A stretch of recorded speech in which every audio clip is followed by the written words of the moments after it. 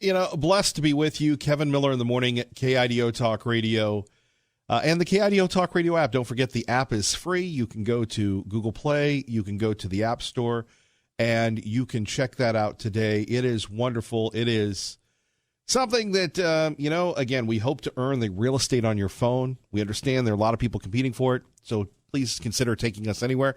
Joining us now, our great friend Congressman Bob Barr with a preview of Congress and, of course, the state of things in our great country known as America. Congressman Barr, good to have you back. Good morning, Kevin. Great to be with you once again. Well, we take a look at this session of Congress. We've got stores across the country urging people not to open carry in their stores. We've got the Democrats saying it's time for gun legislation. The Republicans saying, well, we might have to go along with this. Otherwise, it might be more draconian down the line. Your thoughts, sir?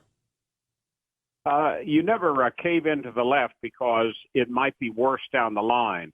You cave into the left, it's like caving into a young child. It just encourages bad behavior. It doesn't stop them.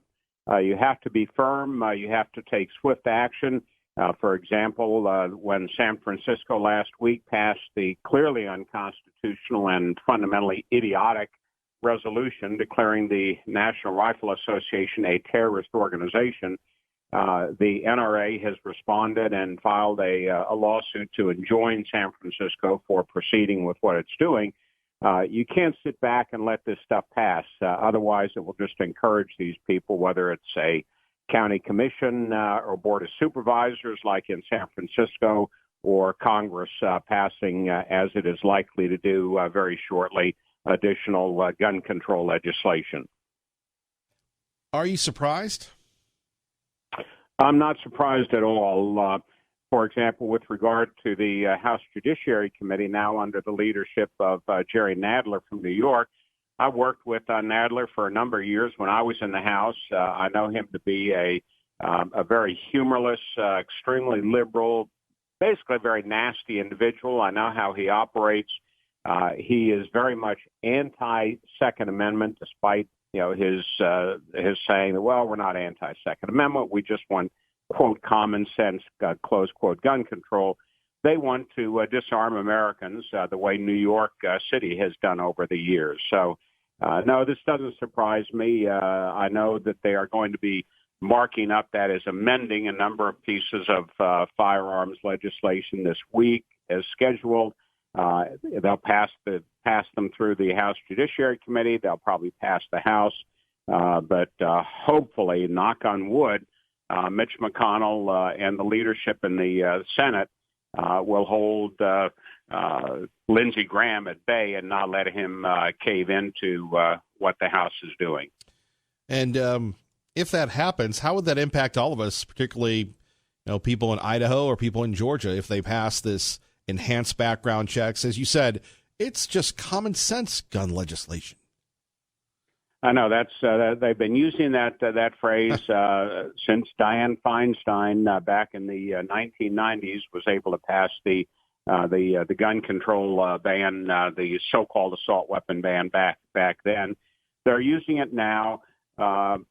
It would affect everybody, for example, by making it very difficult, if not impossible, to reasonably transfer a firearm from a family member to another family member, or to loan a firearm to a friend as you're going hunting or at a shooting range.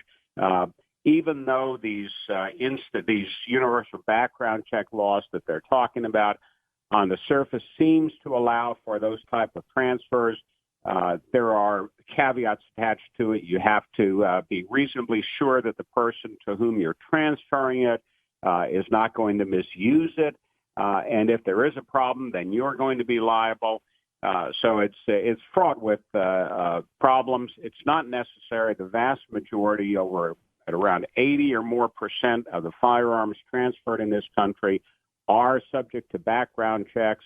So we're really talking about a small number of firearms that aren't, and those are not the kind that are used by murderers. Murderers acquire and mass shooters acquire their guns unlawfully. Very rarely do they get it in a lawful transfer from somebody. Congressman Bob Barr joining us. Kevin Miller in the morning, KIDO Talk Radio. Switching gears a little, I was noticing this morning Stacey Abrams is up to her old tricks, urging people to invest in Georgia, so possibly Georgia could carry the Democratic presidential nominee. You're in Georgia. You've been in the arena in Georgia for years. Your thoughts? Well, what we see happening, that's a very interesting point, Kevin. What we see happening in Texas, they want to happen in Georgia. So many people are leaving California because of the tax and regulatory problems in California. Those businesses are moving to Texas, which is far more amenable to, far more welcoming to small businesses. But unfortunately, those people coming from California to Texas are, by and large, far more liberally minded than native Texans. And that's why the political landscape in Texas is changing. Here in Georgia, we've seen the same thing happening over the last number of years. Georgia has welcomed in the film industry. And that's good for business in the state, certainly, but it also brings into the state a very liberal element. People who are very liberal, a lot of them stay here because they like Georgia. It's a great state. So there's it's a double-edged sword when you invite liberal companies and liberal residents into your state. They do, in fact, change the political dynamics, and that's what Stacey Abrams, who refuses to concede even that she lost the governorship election last year, is trying to do. Well, and, we go back and forth here in Idaho because we have a lot of people coming in from California as well, and we keep hearing they're all conservatives, and I'm going, I don't know if they're all conservatives, and not to, paint with a broad brush, but California didn't turn blue overnight, and you have a lot of people, Congressman Barr, you know this, and we talk about it at KIDO Talk Radio, there are different versions of a Republican. A Northeast Republican is very different from a Western or Southern Republican. That's very, very true. I know I have a lot of friends in Idaho. It's a great state. I love visiting Boise.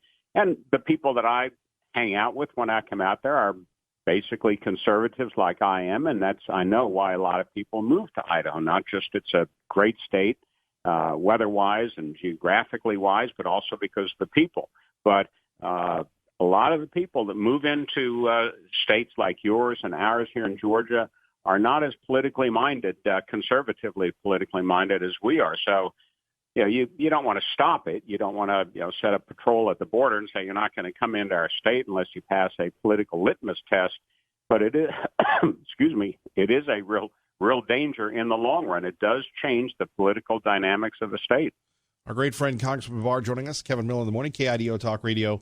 107.5 FM, 580 AM, and the KIDO Talk Radio app. What do you make of this session? Are they going to get anything done in Congress? Are we going to see Nadler leading the charge for impeachment, Pelosi trying to keep the squad under control? Are they going to really do anything that'll make a difference in a good way? No, absolutely not. It still appears clear that the Democratic Party, particularly in the House, can't agree on anything of substance. The one thing that they can agree on is they hate Trump, and therefore that's the one thing that they can move forward on. So they will continue. They do agree on gun control, so they will pass additional gun control measures, but they will do nothing that really helps the American people from an economic standpoint or a healthcare standpoint or a foreign trade standpoint. They will, as we saw just, yesterday or the day before, Jerry Nadler moving forward with rules changes for the Judiciary Committee that will allow them to start considering impeachment without really considering it. They will continue to go after President Trump in any way they can between now and November because they think it will hurt him politically and improve their chances of increasing their majority in the House. I think they're mistaken.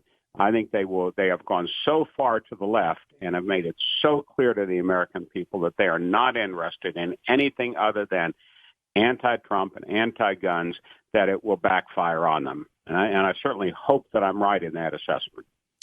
Congressman Barr joining us. Congressman, finally, let's talk about law enforcement. I'm very concerned about the comments of Kamala Harris talking about getting rid of the death penalty, getting rid of cash bail, looking at the police all of a sudden. And she's a former attorney general, a former prosecutor as well.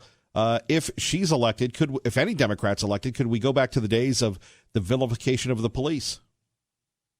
Not only will we go back to the days of Eric Holder and Loretta Lynch vilifying police and calling them racist and bringing lawsuits against local police departments all over the country to hamstring their ability to do their job, but it will be even worse. When you look, as you say, at Kamala Harris, who was a former prosecutor, and, by all accounts, didn't do a terribly bad job as a prosecutor. She now has bought into this notion that that law enforcement in America is deeply racist, is not concerned about the Constitution, and they will use, a Democrat administration will use the tremendous powers of the Department of Justice to go after law enforcement in a way that we haven't seen before, and it will make it even more difficult for the men and women in blue to do their job, and I think it will dramatically hurt recruiting by police departments. Congressman Barr, if people want to get a hold of you or support law enforcement, what can they do, sir? A couple of things, Kevin. They can go to our organization, the Law Enforcement Education Foundation, Law EEF. We help law enforcement agencies with grants, and do a lot of writing in that regard. They can go to Liberty Guard, which is a conservative, public-oriented organization that I head. So either of those, Liberty Guard or particularly Law Enforcement Education Foundation, will get them to see what we're doing and help out if they'd like. Congressman Barr, we always appreciate you. Thank you for joining us here in Idaho, and hope to see you the next time you're in town. I will make a point of it and look forward to talking with you again soon. Thank you. Thank you. All right, Congressman Bob Barr joining us. Coming up next, a couple of issues. Number one, the lawsuit against Micron continues. We'll get your thoughts on that at 580-5436, 580-KIDO. And you heard from Maggie right here. Albertson's now saying, nope, don't open carry in our stores. What's going on?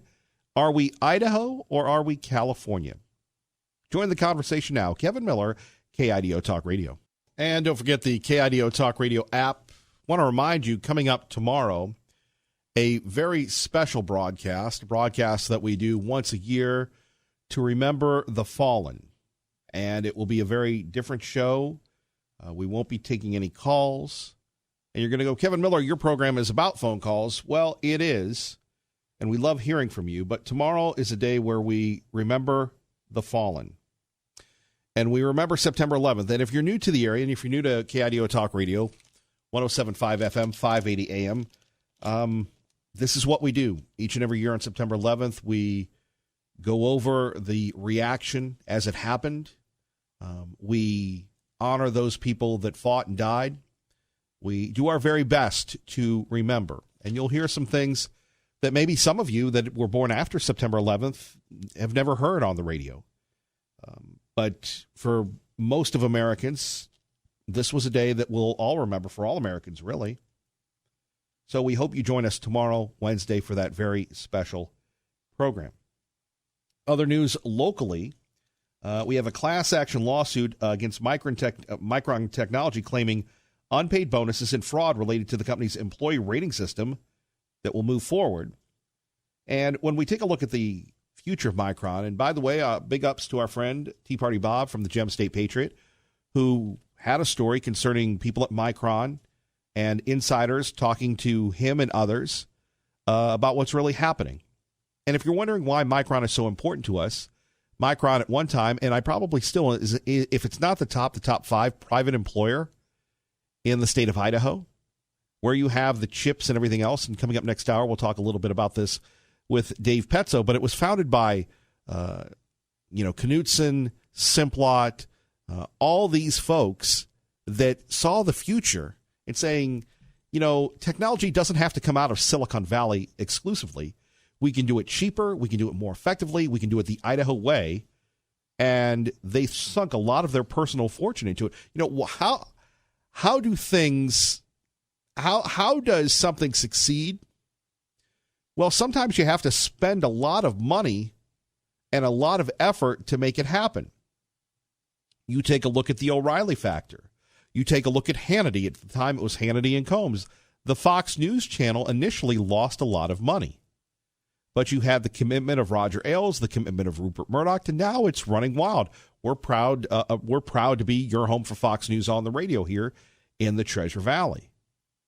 And you had all these entrepreneurs in Idaho putting their money in local control. Now, today, you have a very smart man, Sanji, who lives in California. I believe that's his first name. Who, the headquarters is still here, but the CEO lives in California. And you have many people in Idaho very worried about the future of Micron. I can remember during the depths of the recession hanging out with a guy who was an engineer that became a personal trainer because Micron went away. And this is a very important story. Think about the jobs that could be lost, the prestige that could be lost. At 580-5436, 580-KIDO. We talked a little bit about this before, but remember, Micron got a $6 billion deal to build their latest, newest U.S. factory in Virginia. Now, I get Virginia east of the Great River. It's a lot more politically affluent than Idaho. And then what is it, Taiwan or Hong Kong, where they built another one of their factories? What's wrong with building things here? And look, we don't want to alienate, we don't want to isolate the very influential management at Micron, but somebody has to advocate for the region. And I'm sure Governor Little is doing his very best. And look, you're not going to have elected officials saying, I'm concerned about these guys leaving, right?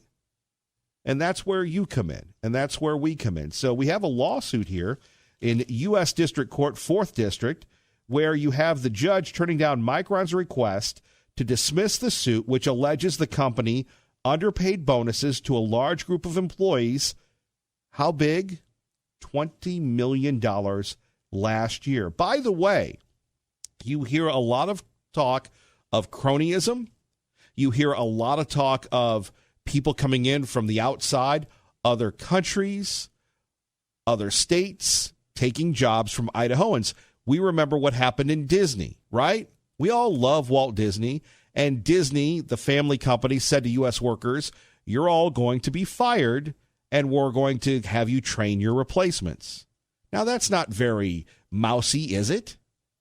So back to this Micron situation, you have Chris Manning, Dennis Pyatt, Enrique Quintano, and Lisa Lopez.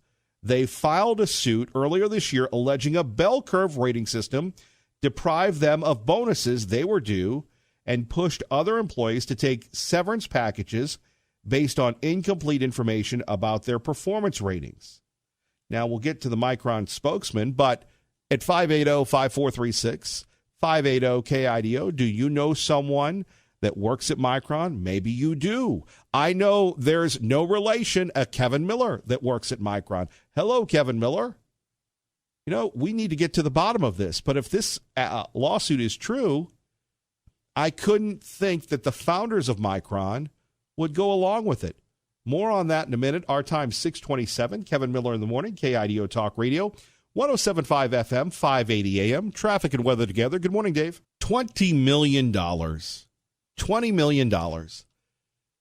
If Micron loses, and of course they have endless money. It's funny, these major corporations that forget about the magic of people, that forget about the people that made them and continue to make them, and that come in every day with their chin straps on and working very hard. You know, give these folks their bonuses and settle this thing. But no, they'd rather spend millions of dollars going after these folks than instead of doing the right thing, right? During the hearing, Micron's attorney, Rick Bergston, argued that the suit could not go forward because of a 6-month statute of limitations on lost wages in Idaho. He also argued the bonus payments the plaintiffs were saying were underpaid were not part of a contract, so Micron had discretion to modify, amend, rescind, interpret, suspend, or terminate any portion of it. And again, Micron at one time, the stock was at $90. It's up to what, 40, 50? It's taken a hit. The Chinese tried to buy it. It's a hot commodity. You can afford to pay your workers, right? Why is it when you have these fat cats that make all this money and live in the big mansions want to stick it to the little people when it's the little people that really make the folks go, right? That run the business. It's crazy. By the way, we have a special VIP guest coming up in the 8 o'clock hour. We want you to stay tuned for that. If not, you can catch it on the podcast on our website. The owner of the Houston Rockets joining us. Are we talking basketball? No, Tillman Fertitta. We're going to talk about business and really how to make it in America, how to make it in Idaho. Maybe he's going to bring a Landry Steakhouse to Idaho. Wouldn't that be cool? Kevin Miller in the morning. Our time is 6:30. You're listening to KIDO Talk Radio, 107.5 FM, 580 AM. Good morning, Maggie. Thank you, Sean. And don't forget the KIDO Talk Radio app. Let's go now to Simon Owen, joining us from Fox News Radio. Simon, good to have you with us. Hey, Kevin. Morning. Let's talk a little bit about the news that happened over the weekend where the President of the United States was inviting the Taliban to Camp David. What's been the international reaction to this? Well, the Taliban is saying that because of this cancellation by President Trump, more Americans will die. It's saying that its holy war will continue. It's also speculating that the U.S. will want to return to the negotiating table sooner rather than later. A reminder that both sides stood to gain from this peace deal if it could have been implemented and agreed, and if it had come to pass, then the U.S. would have begun pulling out troops from Afghanistan. The Taliban is desperate to see that, and President Trump is very keen to deliver that as well as one of his election pledges. But the Taliban saying that more death and destruction will follow now. And the other party in this process is the Afghan government, because this is an elected administration that has been backed by the United States, funded by American money, and largely sidelined in the past year or so as the U.S. has spoken directly with the Taliban. The Taliban does not recognize the Afghan government. It sees it as an American puppet regime. Well, the Afghan government yesterday, after learning that this potential summit at Camp David was off, was basically not surprised. The spokesperson for the president in Kabul, Ashraf Ghani, said that details of the draft peace agreement that had been circulating between the U.S. and the Taliban were not convincing. Simon Owen joining us on KIDO Talk Radio, your home for Fox News on the radio. What is the opinion of the Afghan war from the European perspective? Well, I mean, this is something that was not just a U.S. operation. You know, Afghanistan is a NATO mission, actually, first and foremost, and it was started as an operation when President Bush declared after 9/11 that the United States had been attacked, and therefore it's the only time that the clause in NATO's charter and its constitution whereby an attack on one ally is considered an attack on all, the only time that's been executed is by President Bush after 9/11, and so European allies in NATO came to the United States side. And while the US has suffered the heaviest losses in Afghanistan by sheer numbers, because it's the biggest country in NATO, all these other NATO allies have suffered in their own way at the same time, and so they would be keen to see this brought to a conclusion if that is possible and feasible. I think there would be a certain amount of concern, though, that some of these negotiations appeared to be moving, well, as far as the Afghan government was concerned, dangerously quickly, and I suspect there are some European capitals that felt the same, that this process seemed like it was going pretty fast. But yeah, I mean, look, there's been an involvement in Afghanistan very much here in Europe right from the start, and it's something that why European governments sometimes bristle at President Trump's criticism about what he sees as their lack of spending on defense. And, you know, when there was that spat with Denmark in recent weeks, the president got very cross when Denmark refused to discuss selling Greenland to the United States. You know, a former Danish prime minister said that this is a situation where we fought alongside you in recent years and our losses proportionately have been the same as yours. So, yeah, there's a sense of a certain amount of investment, I think, in this conflict among European countries. But ultimately, this is a deal that the U.S. is the lead country, and this is a deal between the United States and the Taliban, or it was going to be. Finally, and I know this is a broad one, Simon, but, you know, it's kind of the Kevin Miller theme with you. What's the state of NATO today? How strong is that alliance? Well, I mean, it would depend who you ask. I mean, I think it all revolves around where we're at with the president. And at the moment, there was a few summits in the first couple of years where the president would travel to NATO's headquarters and basically read the riot acts out, sometimes in public, to allied countries. And to NATO's traditional adversary, the Russians, that was music to their ears in many ways. However much, the figures are very clear that European and allies and Canada as well are not pulling their weight in terms of military spending as far as the United States is. The U.S. does bear, on paper, an unfair share of the burden here. But the sight of President Trump bringing those differences out into the open and opening up these very public rifts with NATO allies was something that was uncomfortable for some allied countries, but also, as I say, welcome music to the ears of President Putin and the Kremlin. Now, more recently, you sort of feel like they've kind of got to grips a little bit with the president, or at least come to expect the unexpected and kind of brace themselves for that. But we haven't had a NATO summit this year. There is going to be one in a couple of months. It's going to be here in London. And so we will, as ever, wait and see what President Trump has to say when he gets around the table with these allies. Simon Owen, we appreciate you as always, sir. Thank you.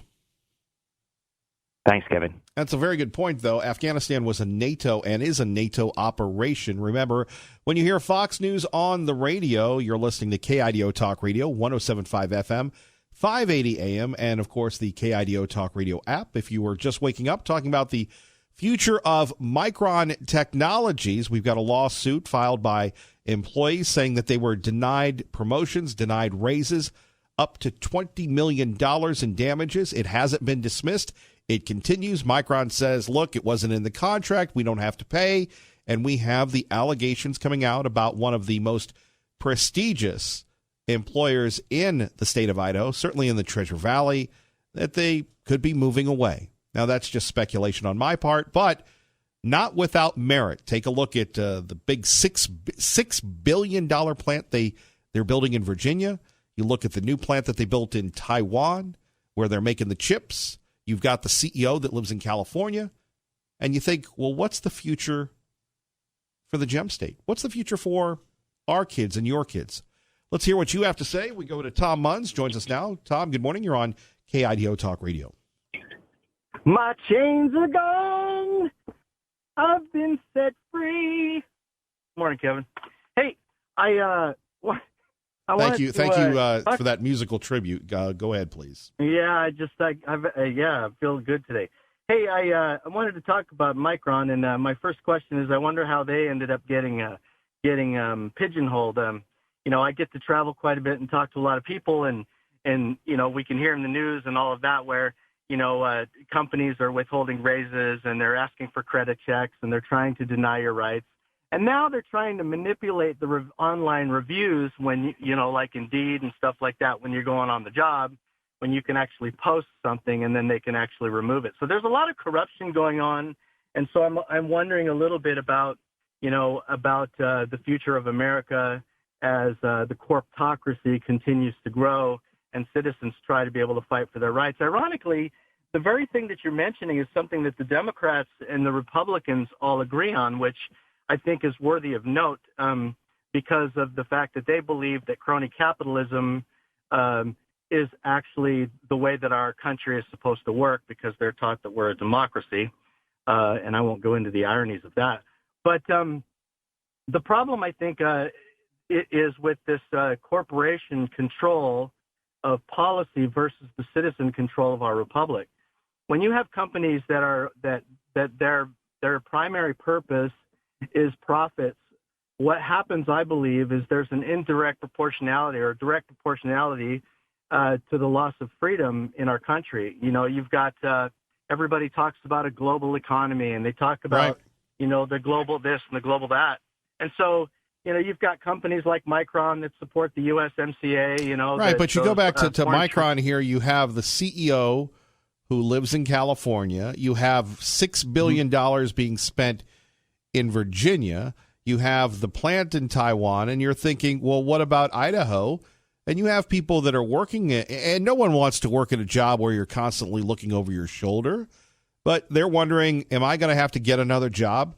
Maybe they survived the recession of 09, of 08, 09. Maybe they didn't, but we have allegations that we've heard that they're systematically eliminating people from Idaho.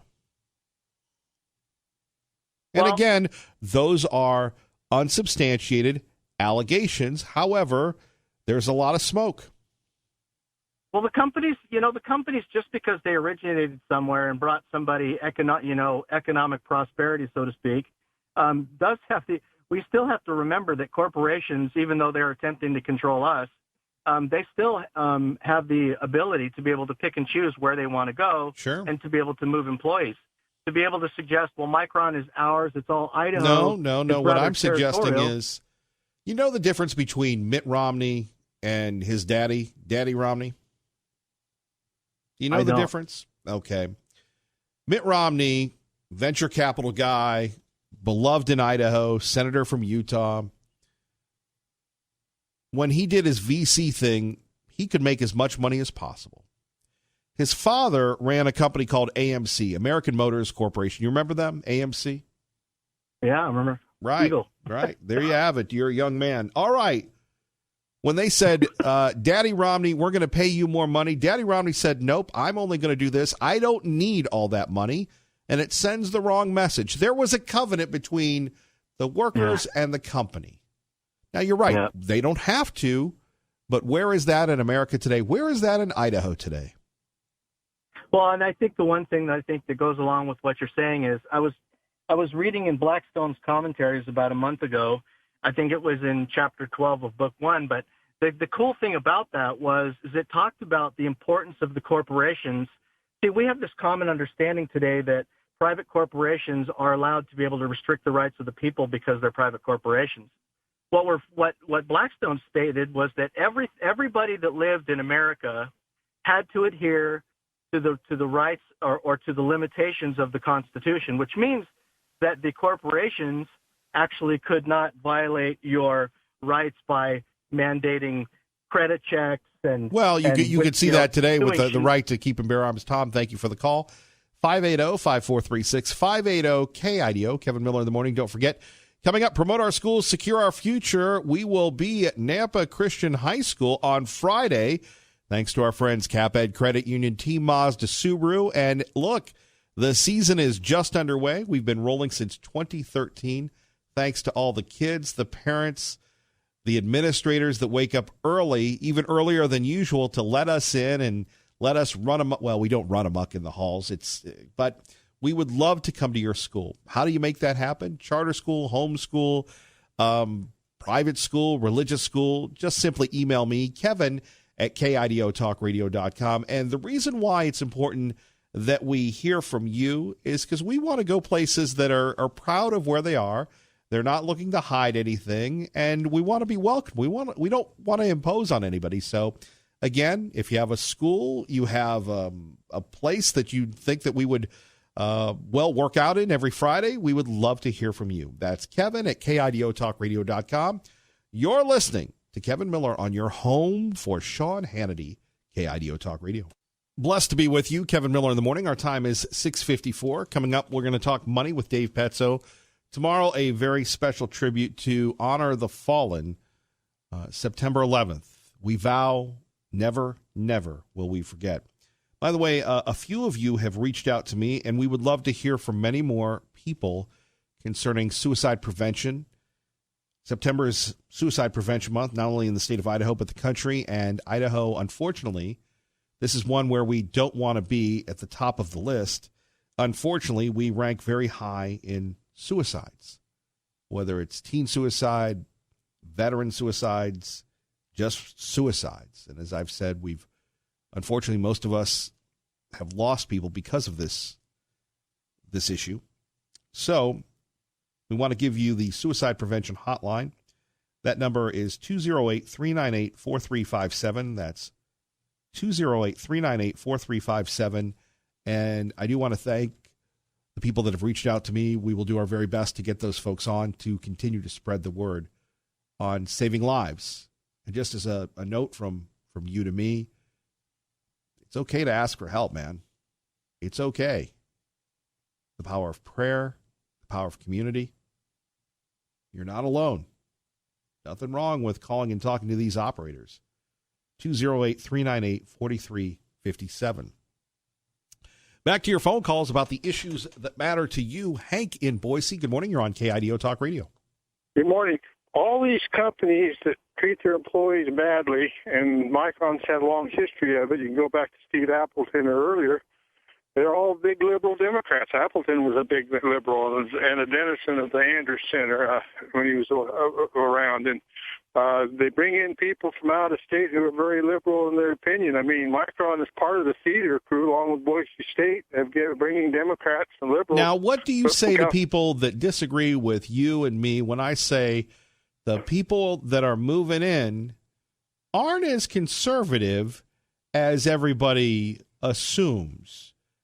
You heard Bob Barr. If you missed it, he goes, look, they invited the film industry into Georgia, and they got a bunch of libs coming in. Yeah, there's some truth to what you're saying. It's a mix, but I'd have to say that probably a majority of them are probably more liberal. I have to agree with after looking at the question earlier. I didn't agree quite as much earlier with you, but when I started looking at statistics and voting trends and who's moving in Boise, I've kind of come to the same conclusions. And also, I might point out that big libs, corporate libs, love regulation. I thought, well, that would be contradiction, corporation, because they can absorb the cost, and it means the smaller competitors are at a disadvantage because they can't afford to pay for the cost of keeping up with the regulations, whether they be OSHA or EPA or the other federal regulatory regime. So the corporate world a lot of times wants to secure the market without competition, and for a person who's starting up wants competition because it gives them a chance to grow. Sure, but what do you make of the Micron thing? It's been Micron's long-term policy all the way back to the 80s. I remember them not paying bonuses and cheating people out of vacation time and all that. But I mean, do you believe this is the slow withdrawal from Idaho? I think that they're becoming more of a what I call an international company or a global company. Yes, I think that they're trying to shift their mode where they're basically not tied so much even to the United States as much, but basically See, and Hank, thank you for the call, brother. That's the issue I have. Less global, more local. Well, Kevin Miller, that doesn't make any sense. Well, I think that it does. I'll explain in a minute. First, KIDO Talk Radio. By the way, our time 6:58, currently 50 degrees in Meridian. Traffic and weather together. Let's get you to work safely and on time. Good morning, Dave.